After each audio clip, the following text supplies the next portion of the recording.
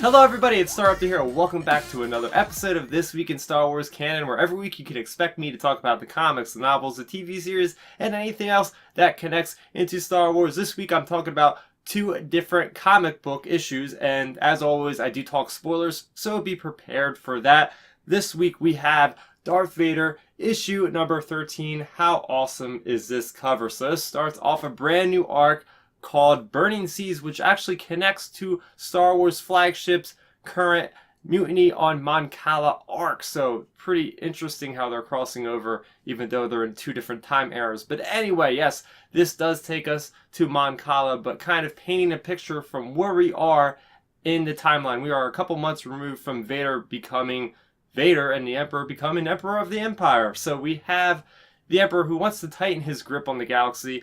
As the rest of the galaxy knows, there is an Imperial Senate, but it's kind of just a puppet, and basically the Emperor wants to find these planets that are kind of rebelling in a way. So he picks Mon Cala. They send out an emissary to try to work things out peacefully, and that doesn't really work out so well. So Emperor does send Darth Vader down, and it doesn't take long before all-out war to break out, and that's where this issue ends. So before I get into all the good of this book, I do want to mention that there is a little bit of a discrepancy in this issue. In the opening crawl, it says it's been 3 years since the Emperor took control of the Empire. That is actually false, and that is confirmed by the Lucasfilm Story Group's Matt Martin. There was a discrepancy also in the dialogue. The Emperor does say in one portrait or frame in this issue that, it has been 3 years, and that's all wrong, because apparently people have spotted that there is a sixth brother who you might recognize from Ahsoka, and it wouldn't really match because, spoiler, he gets killed in that book, so that wouldn't really make sense. So this is still, I guess, a couple months after the rise of the Empire. So with that out of the way, let's get into all the awesome things in this issue, because Charles Soule hit it out of the park. So many awesome connections that kind of thread all of these stories and all of these eras in Star Wars together.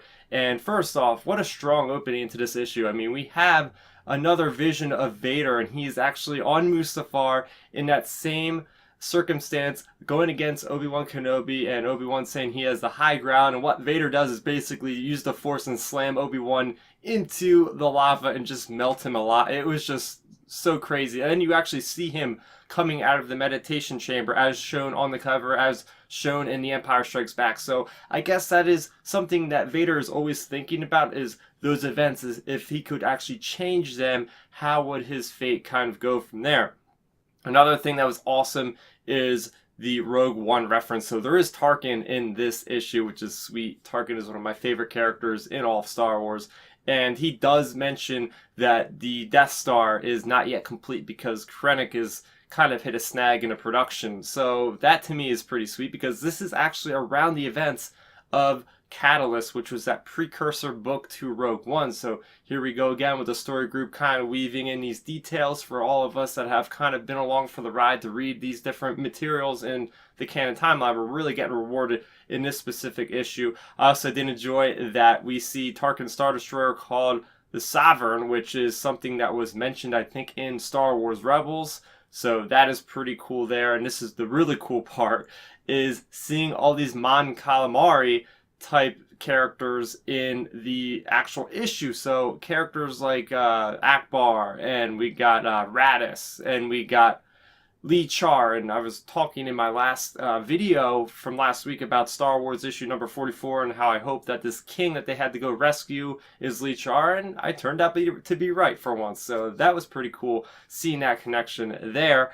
And, just this propaganda that the Emperor is trying to coordinate the Mon Calamari to basically go against the Quarren. So if you guys have watched the Clone Wars, which I highly recommend, I think it is in either season 3 or season 4, there is like a 3 or 4 episode arc that is all about the Separatists kind of spewing up this war between the Quarren and the Mon Cala, and it causes devastation for Mon Cala, and the Jedi get involved, and it's like this huge scale war, and pretty much it looks like the Emperor wants to kind of churn that up again and try to hopefully destroy this insurrection from the inside out. So, and we have learned a lot about propaganda in the Empire from, let's say, Battlefront 2. I mean, you have Iden Versio's mother, who was one of the people that drew up a lot of those inspiring posters that could also be used as propaganda, kind of swaying people's judgment. So yeah, we're getting a different side of the Empire. And of course, Tarkin is saying if that doesn't work, we're going to just go to war, because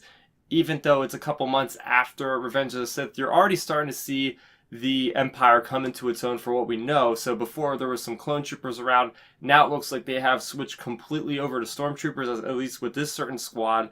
And we actually do see TIE fighters and AT-DPs from Rebels, so we're seeing a lot of that kind of stuff getting coordinated and whatnot. And Vader's dropship that he goes to Mon Cala is awesome. It's, I believe, a Zeta-class shuttle, and it is called the Infernum, and it looks just awesome. Another awesome addition in this comic was the inclusion of these brand new shadow-like troopers that are escorting the Inquisitors and Darth Vader on their dropship, and I'm calling them the Inquisitor Troopers. I actually tweeted at Matt Martin of the Lucasfilm Story Group asking if they have an official name. They do not, but Lucasfilm is referring to them as the Inquisitor Troopers, even though that they would be called something else in universe. They just haven't come up with that name, I guess, yet. But yeah, they look awesome. I really want an action figure of them. They look really cool. Also, there's a brand new Jedi at the end of this issue. It gets teased. It's hooded. We don't know who it is. All we know is that they know of Skywalker, and we know that some people know about Skywalker, maybe because Jocasta Nu kind of got the word out somehow. I don't know if that's possible, because I think she was going to be dead before she could get a communication out. But yeah, that is interesting. And once again, I really like how they're kind of crossing over this issue with the flagship kind of Star Wars Mutiny on Mon Cala.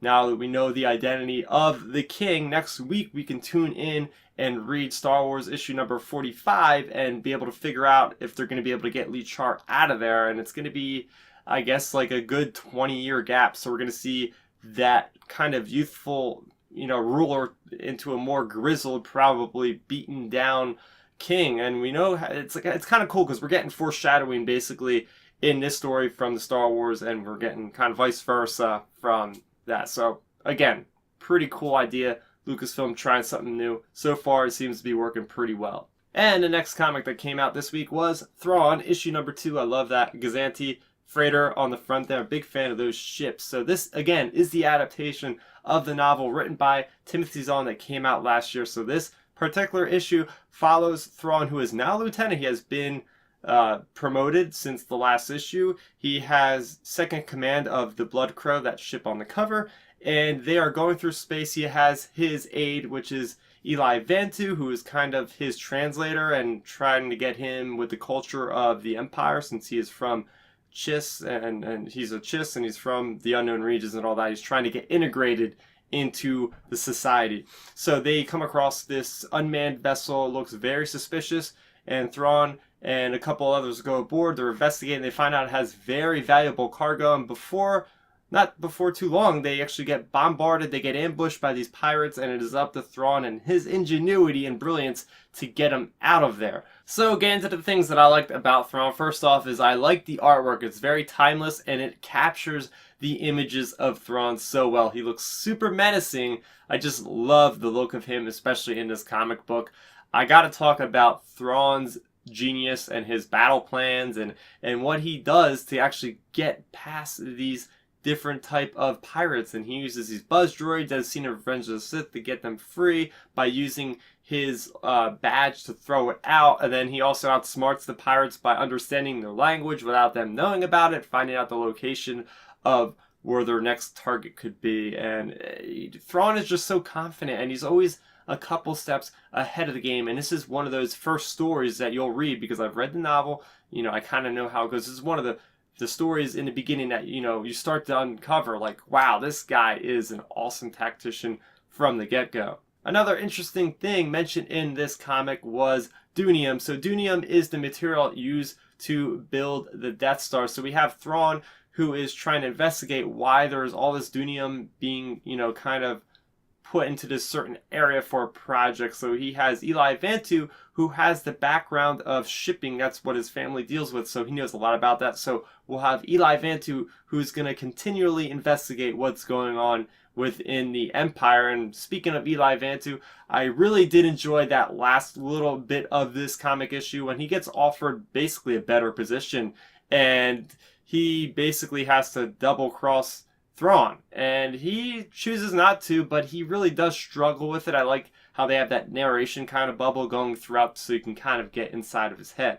So that is going to do it for another episode of This Week in Star Wars Canon, but now it's time for the discussion to begin. What do you think of the Darth Vader series so far, and do you think the Thrawn adaptation miniseries is a good adaptation of the novel? Let's talk about it in that comment section below. Also, if you're new to the channel, welcome. I have plenty of other Star Wars content on this channel that I upload on a weekly basis, so make sure if you like this video that you go ahead and subscribe. It'll help me out a lot, and it keeps you guys up to speed on all of my latest content. My name's Starrapter. Thank you for checking out this video, and may the Force be with you always. Thanks for checking out the video. Please hit that thumbs up symbol. It helps me know that I'm making content that you guys enjoy. And if you enjoyed this video, I also included 2 videos down below you guys should check out. And please consider subscribing to this channel. It helps support me, and it notifies you guys of when I get new videos up on the channel. You can also contact me on Twitter, Facebook, and Instagram at Starrapter.